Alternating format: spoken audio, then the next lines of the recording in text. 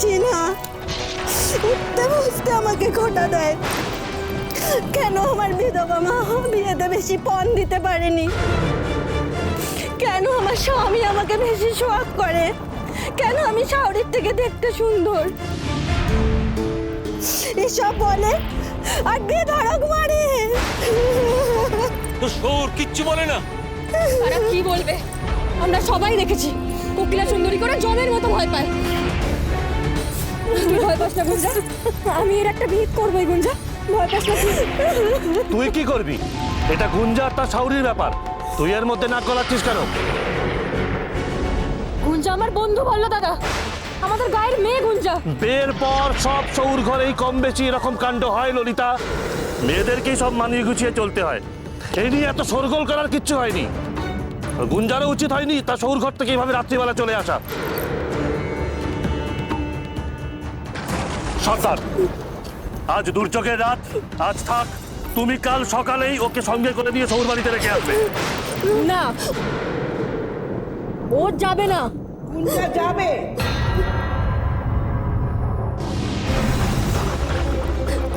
মা, চুপ।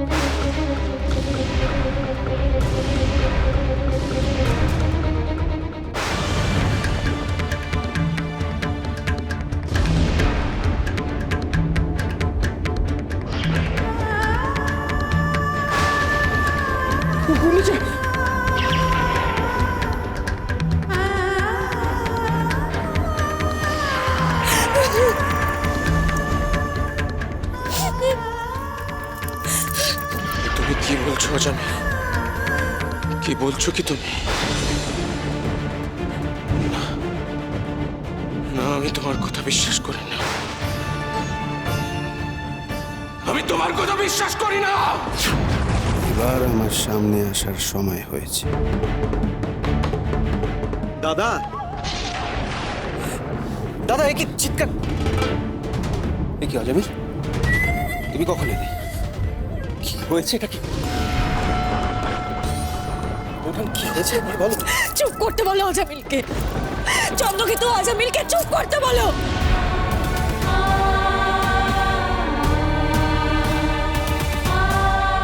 অজামিল, অজামিল, তুমি বলো যে তুমি যা বললে তা সত্য নয়। অজামিল, বলো। না মহারাজ, সত্য নয়, এ সর্বৈব সত্য। আপনি রানীমা আমাকে বিদ্যাপতির দায়িত্ব দিয়েছিলেন, কিন্তু আমার দায়িত্বে থাকাকালীন বিদ্যাপতির যদি প্রাণ নাশ হয় সেই দায় তো আমার মহারাজ। তাই আমি হত্যাকারী। হত্যাকারী মহারাজ, আমি হত্যাকারী। চুপ করো আজামিল, দোহাই তোমার, চুপ করো।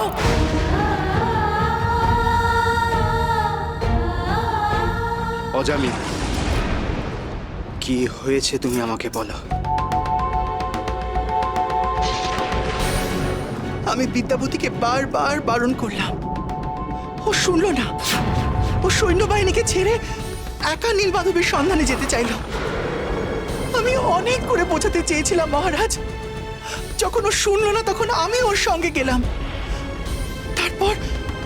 তারপর ও বজ্রা ভাড়া করতে চাইল।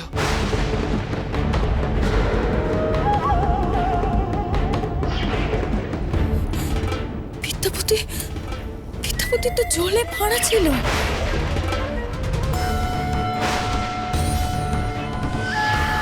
হ্যাঁ রানীমা, আমি অনেক করে বোঝাতে চাইলাম, ও কিছুতেই শুনলো না, কিছুতেই না। আপনি তো জানেন ওর জেদ। তখন নদীতে প্রবল ঝড়, চারিদিকে দুর্যোগ।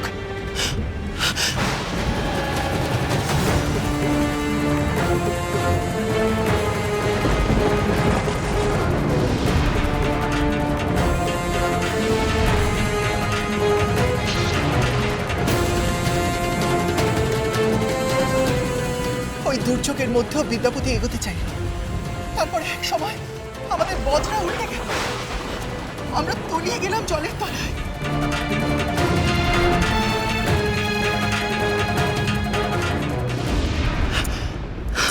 সেই দুর্যোগের মধ্যে আমি বিদ্যাপতির অনেক সন্ধান করেছি রানীমা, অনেক খুঁজেছি ওকে, কিন্তু কোথাও পাইনি মহারাজ। তাই বিদ্যাপতিকে জীবিত অবস্থায় না নিয়ে এসে আমার অন্যায় হয়েছে মহারাজ, এ আমার অধর্ম। আমাকে শাস্তি দিন মহারাজ, আমাকে শাস্তি দিন, আমাকে শাস্তি।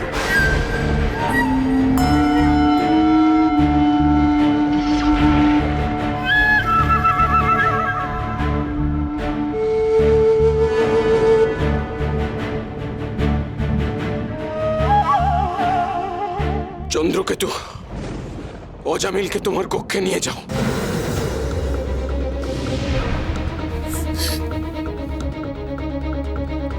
চলো চলো।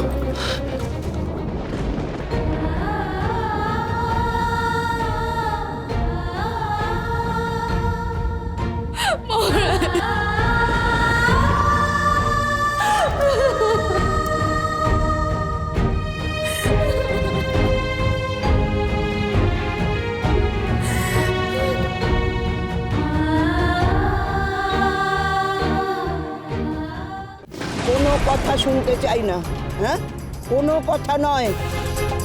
গুঞ্জা যাবে।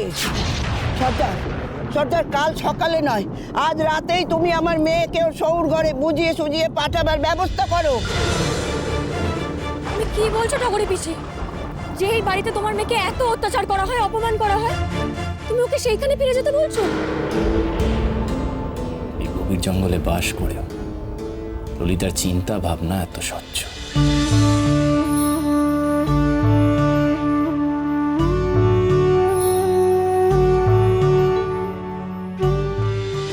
মারুক কাটুক, তবু ওই সৌর ঘরই মেয়েদের একমাত্র ঠাঁই। তোমার কি মাথাটা খারাপ হয়ে গেল টগরি পিসি? দেখো দেখো দেখো, ওর হাতটা দেখো, পুড়িয়ে দিয়েছে পুরো। এবার তো প্রাণে মেরে ফেলবে মেয়েটাকে। ফেলুক, মারলে মরবে, তবু ওই শাউরির হাতে পায়ে ধরে সৌর ঘরে দাসীবাদী হয়ে থাকাটাই হচ্ছে মেয়েদের নিয়তি। সর্দার, আমি তাহলে রেখে আসছি। না গুঞ্জা, চল। না, আমি যাব না। যাবো না বললে তো হবে না, যেতে তো হবেই। আয়। গুঞ্জা যাবে না।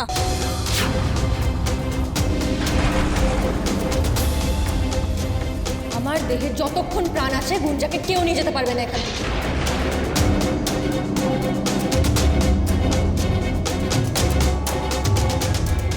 বাহ, ললিতার মতো এভাবে রুখে দাঁড়ানোর মানসিকতা শুধু বন্য সভ্যতা নয়, আমাদের নাগরিক সভ্যতায়ও প্রয়োজন।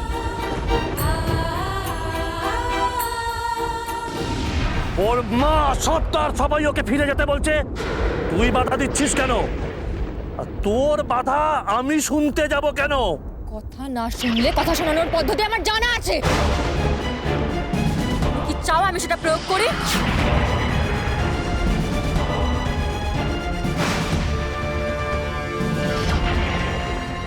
কি?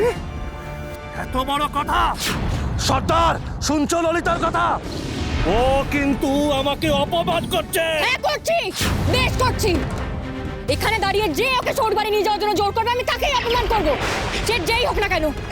সর্দার, সর্দার, এটা কি খেলার পুতুল নাকি? হ্যাঁ, একবার সৌর ঘর, একবার বাপের ঘর। মেয়েদেরকে নিজেদের ঘর বলে কিছু নেই কেন বাবা? বলো তো, মেয়েদের কি মাথা উঁচু করে বাঁচতে নেই? গুঞ্জা, গুঞ্জা মাথা উঁচু করে বাঁচতে পারে না? ওর সেই অধিকার নেই বাবা? বলো, উত্তর দাও। ললিতার মতো নারী শুধু জঙ্গলে কেন, রাজ পরিবারেও বিরল।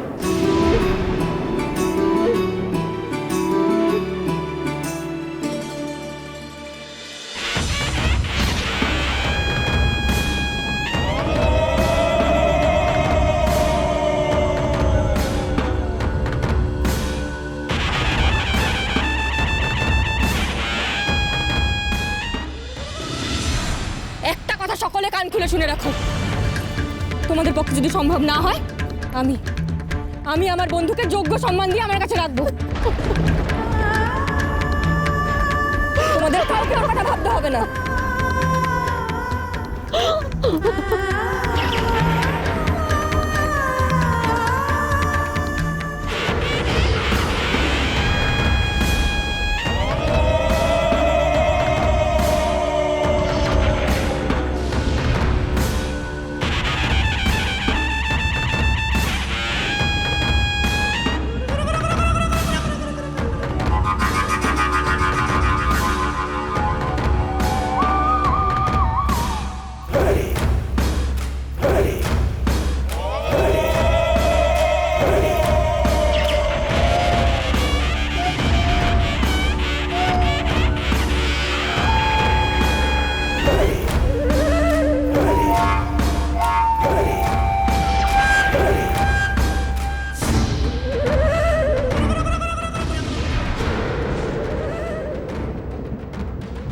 সর্দার, সর্বনাশ, মনে হয় গুঞ্জা শাওরি কোকিলা সুন্দরী আসছে গো।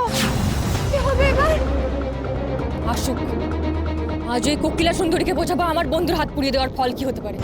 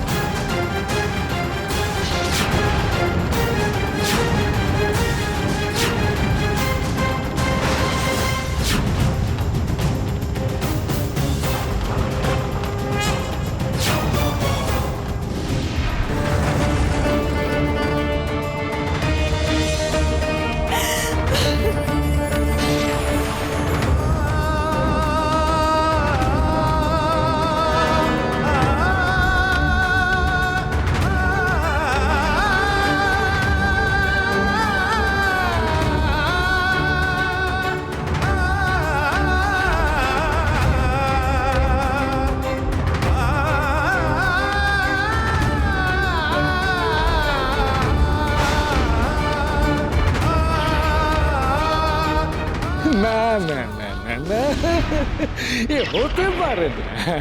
ইন্দ্রদুম্ন, এ হতে পারে না। গুরুদেব, বিদ্যাপতি মারা যেতে পারে না।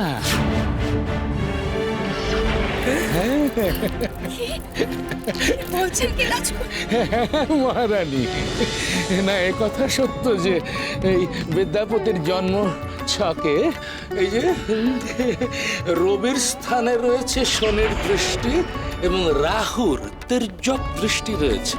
ফলত দুর্ঘটনার সম্ভাবনা প্রবল।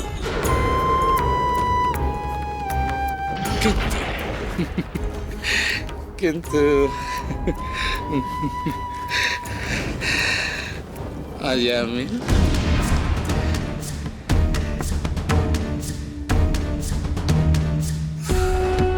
তুমি আমায় সত্য করে বলো তো, ঠিক কোন কোন দুর্ঘটনার কবলে বিদ্যাপতি পড়েছিল? রাজগুরু ব্রহ্মানন্দ স্বামীর সামনে দাঁড়িয়ে মিথ্যে বলার স্পর্ধা আমার নেই। স্পর্ধা? মূর্খ, তোমার স্পর্ধা জানার আকাঙ্ক্ষায় আমি তোমাকে প্রশ্ন করিনি, আমি উত্তর চেয়েছি। দ্রুত উত্তর দাও, বৃথা কাল হরণ করো না। জঙ্গলে বিদ্যাপতি শিবিরে কালকে উঠে ঢুকেছিল। কি বলছো কি অজামিল? হ্যাঁ রানীমা, আমার তৎপরতায় বিদ্যাপতি রক্ষা পায়। ও আচ্ছা, অজামিল, তোমার তৎপরতা, তোমার কি কৃতিত্ব, কিন্তু তোমার কৃতিত্ব জানার আকাঙ্ক্ষায় আমি তোমায় প্রশ্ন করিনি। বিদ্যাপতি, বিদ্যাপতির কথা বলো। বিদ্যাপতি জঙ্গলের মধ্যে মৃত্যুর ফাঁদে পড়েছিল বিদ্যাপতি। মহারাজ দেখেছেন, আমি বারংবার নিষেধ করেছিলাম বিদ্যাপতিকে যেতে, কেউ কথা শুনলেন না আমার, কেউ শোনেনি আমার কথা। কি কি হবে এখন? নিচে তুমি শান্ত হও, রাজগুরুর আগে বিচারটা করতে দাও। অজামিল, তুমি গুরুদেবের প্রশ্নের উত্তর দাও। তারপর নদীতে বজ্রা উল্টে তলিয়ে যায় বিদ্যাপতি। নদীতে বজ্রা উল্টে তলিয়ে যায় বিদ্যাপতি?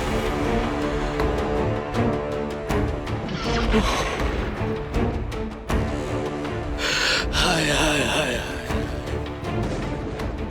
বিদ্যা, অজামিল, তুমি কি বিদ্যাপতির শবদেহ স্বচক্ষে দেখেছিলে? না, না। তাহলে তুমি কি করে এত নিশ্চিত হচ্ছ যে বিদ্যাপতি মারা গিয়েছে, সে মৃত?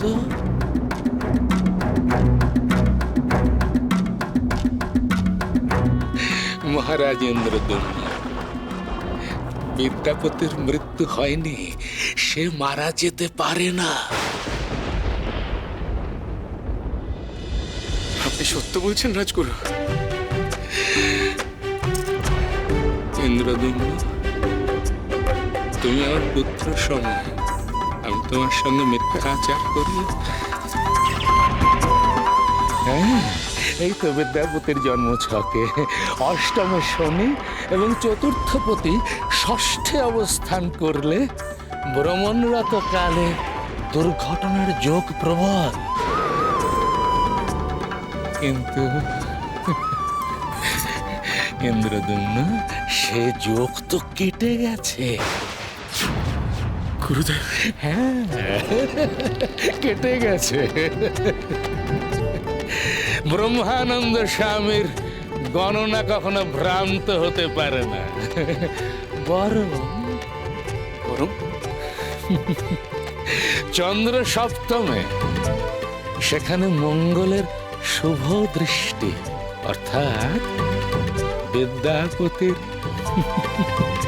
বিদ্যাপতির বিবাহের যোগ প্রবল।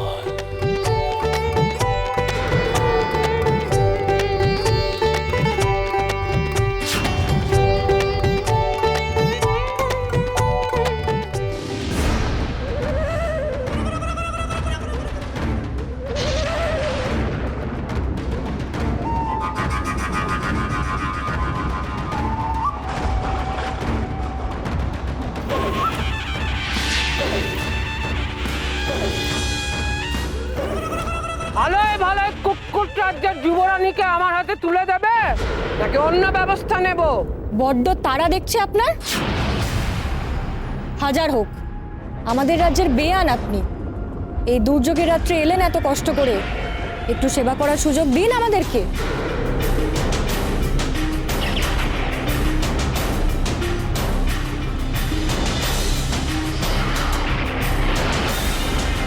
অপররাজ বিশ্বাবসু কি বোবা হয়ে গেছে নাকি? লা রানী কোকিলাকে একটা পুচকে মেয়ের সাথে কথা কইতে হচ্ছে। ললিতা, তুই ও মা, রানী হয়ে রাজকন্যার সাথে কথা বলতে আপনার মুখ এত বেজার হবে জানতাম না তো।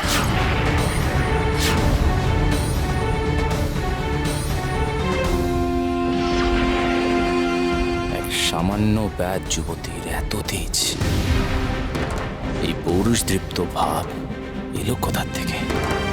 এই সামান্য ব্যাধ যুবতী নারী তোমার অসাধ্য সাধন করবে বিদ্যাপতি। আপনার ঘরের বৌমাকে তৈরি রেখেছি, অবশ্যই নিয়ে যাবেন। তবে আপনার হাত দুটো তো ঠান্ডা হওয়ায় একেবারে জমে গেছে। এই মশালের আগুনে আপনার হাত দুটো সেঁকে দিই তার আগে।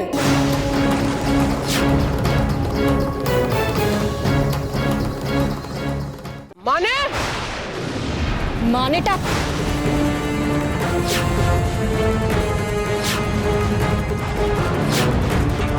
এই হাত ছাড় বলছি।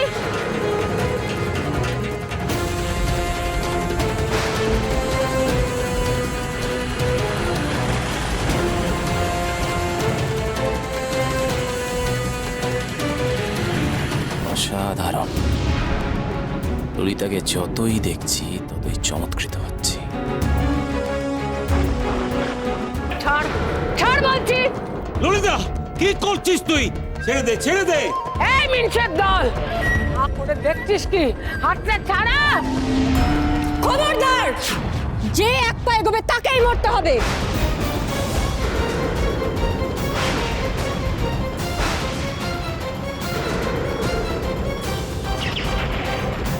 কত ধানে কত চাল হয় সেই হিসাব আছে গুঞ্জার শাওরি ঠাকুরন? হিসাব করবেন নাকি?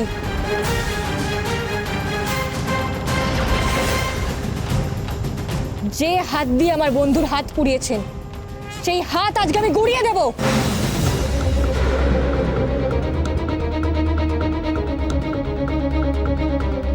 যাতে ভবিষ্যতে এই সবর রাজ্যে আসার আগে আপনি দুবার ভাবেন।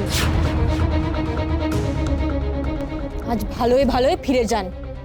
আপনার ছেলে মন্ডুককে এখানে পাঠিয়ে দিন, ও এখানে ঘর জামাই হয়ে থাকবে।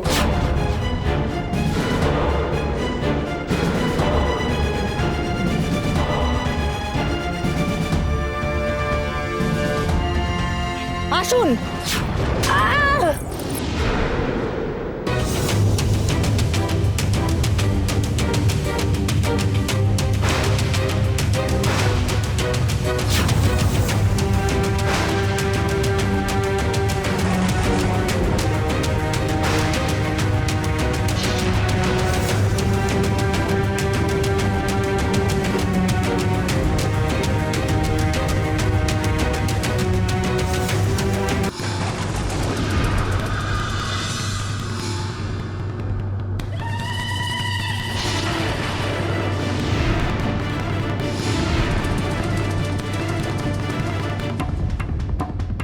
তো ধূপ, এই অপমানের প্রতিশোধ আমি নেবই। শোনো রাজা বিশ্বা বসু, যে ভুঁয়ে আজ তোমার মেয়ে আমাকে এইভাবে ফেলে দিল, সেই ভুঁয়ে দাঁড়িয়ে আমি প্রতিজ্ঞা করছি,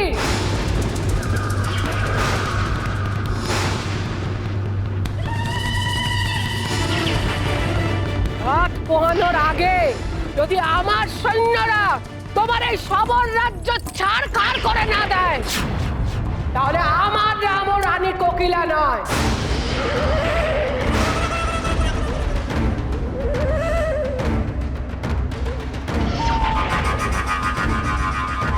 যে যুদ্ধ তুমি নানা আছিলায় এতদিন মুলতবি করে রেখেছিলে, সেই যুদ্ধ আমি ঘোষণা করলাম।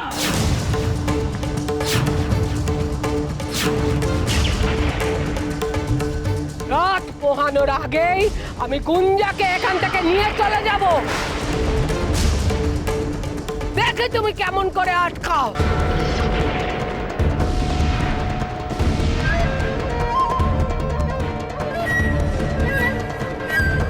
এই মিনসের দল, দল দল, চল সবাই।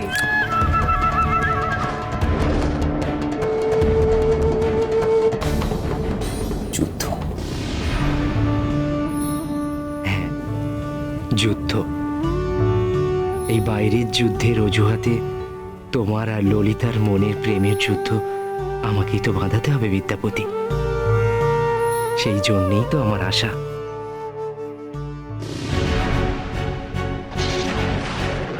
কি করবে বলো সর্দার?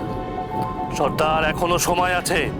আমি কোকিলা সুন্দরীর হাতে পায়ে ধরে গুঞ্জাকে ফেরত পাঠিয়ে যুদ্ধটা আটকাই। আমাদের গায়ের কোনো পুরুষ কিন্তু অস্ত্র ধরে না।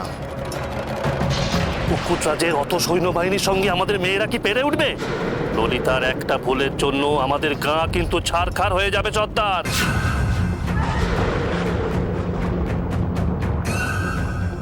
এখানকার পুরুষরা অস্ত্র ধরে না, নারীরা অস্ত্র ধরে। অবাক কাণ্ড। অবাক হওয়ার এখনো অনেক বাকি বিদ্যাপতি। বলো সর্দার, গুঞ্জাকে দিয়ে আসি?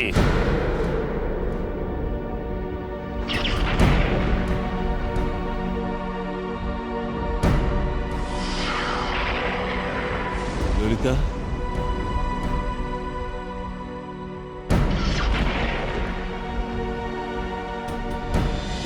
নারীর সম্মানের জন্য যে লড়াই করে, নীলমাধব তার সহায় হন।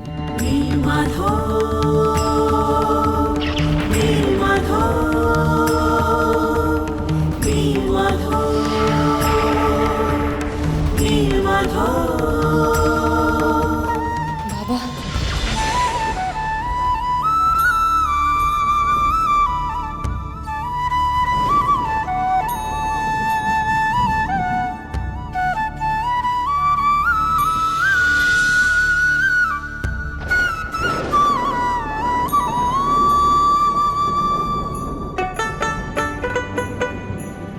জয় হোক তোর।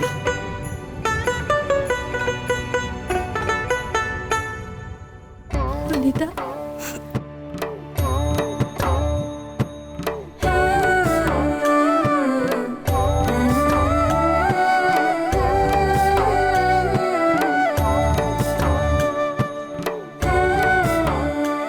গুঞ্জা,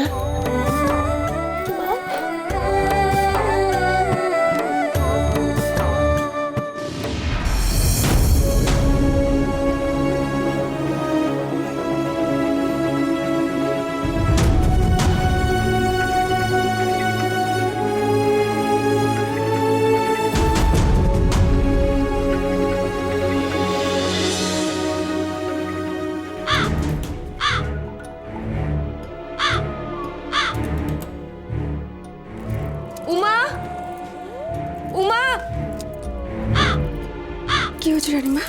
উমা, কখন থেকে ডাকছি, কোথায় থাকিস? দেখ না আমার নথটা কোথায় পড়ে গেছে কে জানে, খুঁজে পাচ্ছি না।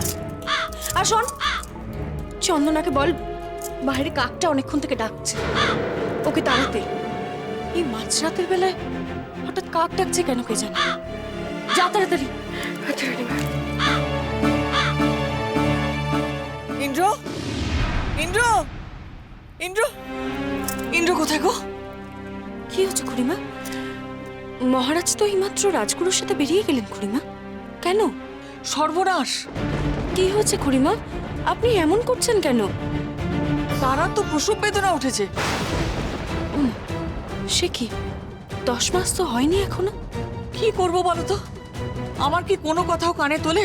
আমি ওকে সব সময় বলি যে এই সময় সাবধানে থাকতে হয়, ধর্মকর্মের মতি দিতে হয়। ওসব তো শোনেই না, উল্টা সব সময় অজামিলের সঙ্গে বসে কুটকচালি করে যাচ্ছে। ইতিমধ্যে একদিন রাজবৈদ্য এসে নাড়ি দেখে বলে গেছে সাবধানে থাকতে। শুনছে? শোনেই না, আর এখন এই অবস্থা।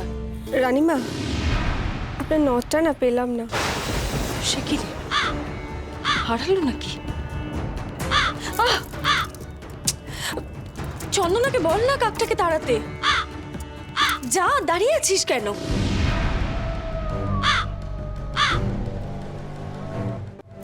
খুড়িমা, তারা কোথায়? আদুর ঘরে বিছানায় শুয়ে এখন ছটফট করছে। সময়ের আগে যদি সন্তানটা প্রসব করে, সেই সন্তানের তো বাঁচা মরার সংকট দেখা দেবে। না না না খুড়িমা, ও কথা বলবেন না। ভগবান ঠিক তারাকে রক্ষা করবেন। বলছি কি আর সাধে, চারিদিকে এত অশুভ লক্ষণ তুমি দেখতে পাচ্ছ না? ওই যে মাঝরাত্রে কাক ডাকছে, শ্মশান থেকে শিয়ালের ডাক ভেসে আসছে, হঠাৎ তোমার নাকের নথটা কোথায় হারিয়ে গেল। এত অশুভ লক্ষণ দেখতে পাচ্ছ না? ওসব কিচ্ছু হবে না খুড়িমা। আপনি দাইমাকে আর রাজবৈদ্যকে সংবাদ দিয়েছেন? সে আর বলতে দিয়েছি তো, কিন্তু ভয় আমার বুক একেবারে কাঁপছে। এর আগে কোনোদিন এত অনার সৃষ্টি আমার বংশে হয়েছে? আমি যে কি করব আমি বুঝতে পারছি না। তুমি চলো। হ্যাঁ চলো। এসো। কি হলো, দাঁড়িয়ে পড়লে কেন? না খুড়িমা, আমি তো অশুভ, অপয়া। আমার ছায়া পড়লে যদি তার কোনো অকল্যাণ হয়। বড় রানী, কি বলছো তুমি এসব? তুমি আমাদের বংশের লক্ষ্মী, তোমার ছায়া কখনো কারোর অমঙ্গল হতে পারে? এসব ভাববে না। এসো, এসো তুমি আমার সঙ্গে এসো। না না খুড়িমা, তারা 7 ভক্ষণ অনুষ্ঠানের কথা আমি ভুলিনি। আমার 7 ভক্ষণের অনুষ্ঠানে আমার স্বামী থাকতে পারবে না, অথচ যার থাকার কথাই নয় সে থাকবে। আমার বাপু অত ঢাক ঢাক গুড়গুড় নেই। আমার বোনের ভালোটা তো আমাকেই বুঝতে হবে নাকি? মেয়েদের 7 ভক্ষণ অনুষ্ঠানে নিঃসন্তান মেয়ে মানুষ এলে বাচ্চার অমঙ্গল হবে না? বারবার আমার মনের দুর্বল জায়গাটায় আর আঘাত করতে চাই না। আমি তো নিঃসন্তান, মা হতে পারিনি। তাই তারার সন্তান জন্মের সময় থেকে আমি আর তারার কোনো অমঙ্গল করতে চাই না। আমায় আপনি ক্ষমা করবেন। বড় রানী শোনো, তুমি আমার কথা শুনে যাও। তুমি অপয়া নও। কি করিস? চারদিকে চারদিকে ভীষণ অমঙ্গলের চিহ্ন। এইসব একমাত্র তুমিই পারো। তুমিই পারো আমাদের এই বিপদ থেকে উদ্ধার করতে। আমাদের তুমি এই বিপদ থেকে রক্ষা করো। এই বিপদ থেকে রক্ষা করো।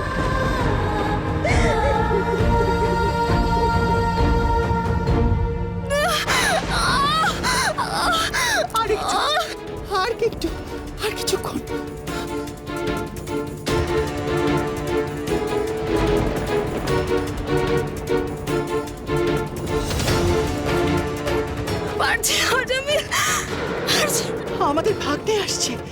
আমাদের সবেধন নীলমণি।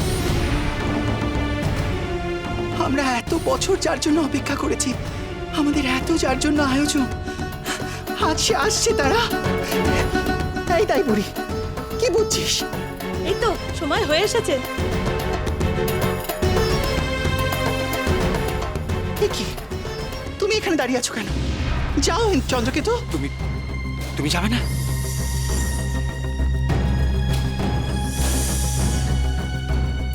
কি বলছো তুমি? আমি অজামিল, নারী নই, পুরুষ নই, মানুষই নই হয়তোবা। অন্তরে বাইরে যে কোনো সময় আমি থাকতে পারি। আমার ভাগ্নে যখন প্রথম পৃথিবীর আলো দেখবে, সেখানে তো আমাকেই থাকতে হবে, তাই না? তুমি যাও। কিন্তু আমাদের বংশের নিয়ম অনুযায়ী আতুর ঘরে কোনো মেয়ে বা দাইমা। এই নির্বোধ বংশ! তোমার বংশে কোন ভাই নিজের দাদাকে হত্যা করার জন্য ব্যস্ত হয়ে গেছে? তোমার বংশের কটা ভাই নিজের দাদার সিংহাসন ছিনিয়ে নিতে চেয়েছে? তুমি যেমন বংশ ছাড়া সবার থেকে আলাদা, তোমার পুত্র হবে সবার থেকে আলাদা। পুত্র, রাজপুত্র, রাজা।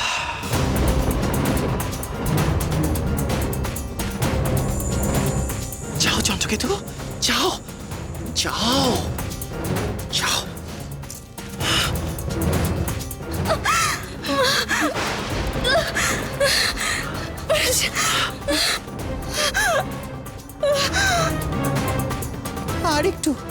আরেকটু সহ্য কর তারা। এ কি তাই বুড়ি, তোর হাতের নাড়ি কাটার কঞ্চি কাঁপছে কেন? সময়ের আগে এমন প্রসব তো এই প্রথম করাচ্ছি, তাই একটু ভয় করছে আর কি। আমার ভাগ্নে আসছে, আমার ভাগ্নে তো আমার মতনই হবে, শয়তানি শিরোমণি। মানুষজনকে ভয় না দেখিয়ে এলে রাজা কেমন সে?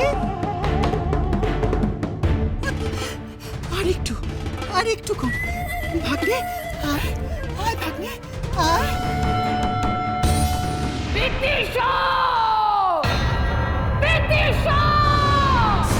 মুখে হম্বি তম্বি করো ঠিক আছে, তাই বলে একেবারে যুদ্ধ, তাও আর মেয়েদের সাথে, এইটা কিন্তু ঠিক নয়। অতন নাড়াতে যে তোমার গায়ে জ্বর আসে তা আমার থেকে ভালো আর কে জানে। নেহাত রাজা না থাকলে সৈন্যদের মনের বল থাকবে না, তাই তোমাকে ভবের ঠাটের মতো বয়ে নিয়ে আসা। নাহলে তোমাকেও তোমার ওই অপগণ্ড ছেলের মতো ঘরে থুয়ে আসতুম। চাপ বসে থাকো আর দেখো কিভাবে ওই কোকিলা সুন্দরী প্রতিশোধ নেয়। ওই ললিতাকে আজ আমি জব্দ করেই ছাড়বো।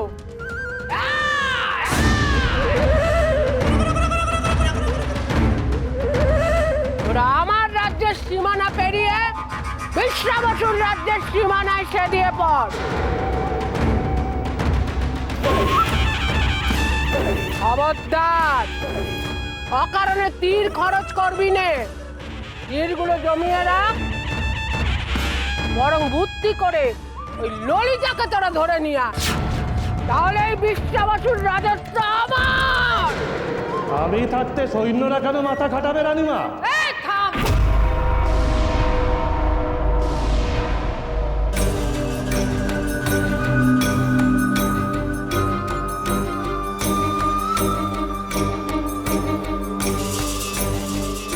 বরং আমি ওদের দেখিয়ে দেব পালের গোদা ললিতা কোথায়। আমাকে ওদের সঙ্গে যাবার অনুমতি দিন মহারানী কোকিলা সুন্দরী। বললো তুই কিন্তু তোর রাজ্যের সঙ্গে বেইমানি করছিস। তা বললো সর্দার, তোমার পাওনা গন্ডাটা কি হবে? আগে আমার তেমন কোনো পাওনা গন্ডা নেই মহারানী। আসলে আপনার অপমানটা আমার বুকে বড় বেজেছিল তো, তাই। তবে আপনি যদি দয়া করে অর্ধেক রাজ্য আমাকে দেন তো।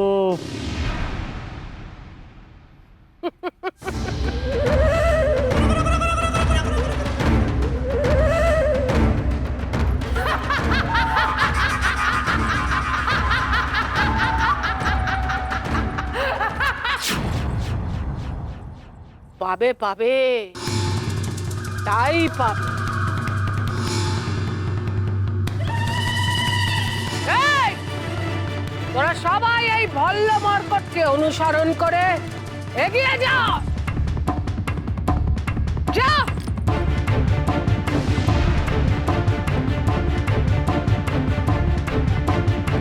চলো সবাই।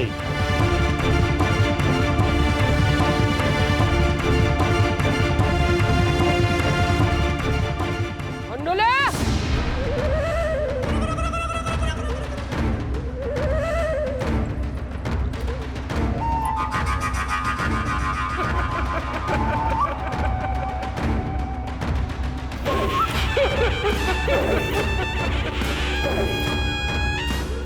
ললিতা, ঘুঘু দেখেছো? কোকিলা দেখোনি?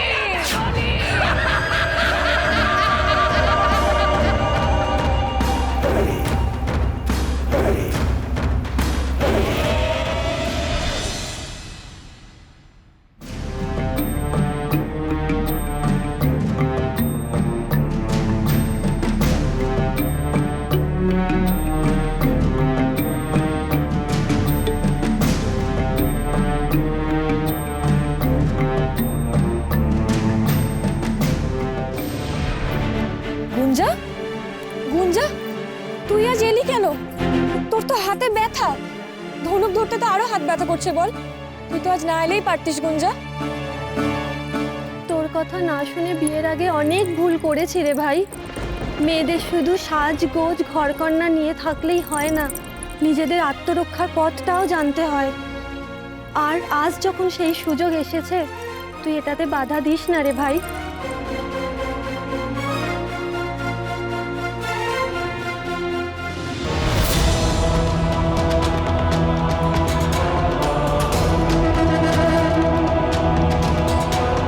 সবাই শোনো, তোমরা জঙ্গলের এদিকটা পাহারা দাও, আমি ওদিকটা দেখে আসছি। কেমন?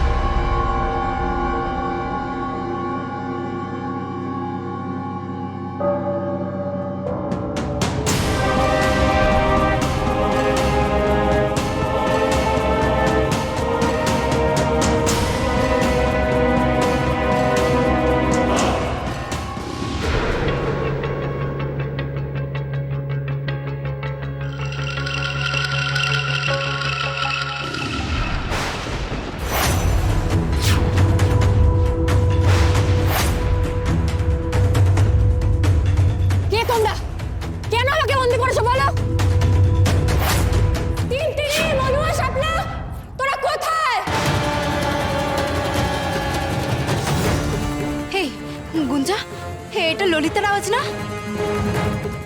ললিতার মনে খুব বিপদ হয়েছে। এই হায় সবাই, হায়। ছেড়ে দাও আমাকে, ছেড়ে দাও। কেন বন্দি করেছো আমাকে?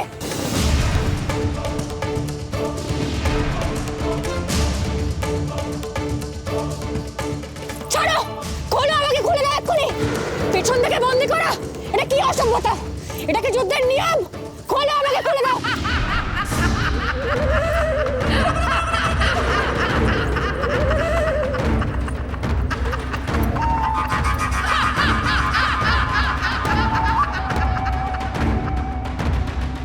অনেক দিন অনেক নিয়ম শিখিয়েছো বাছা, আর আমার নিয়মটা শোনো।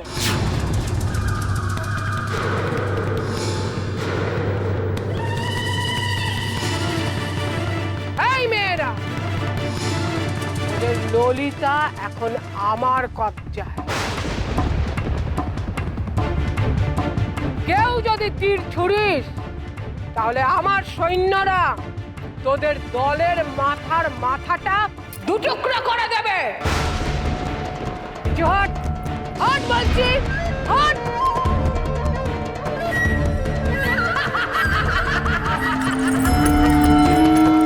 তোদের ওই হাড় হাবাতে মেনিমুখ সর্দার বিশ্বা বসুকে খবর দে, তার মেয়ে ললিতা এখন আমার কবজায়।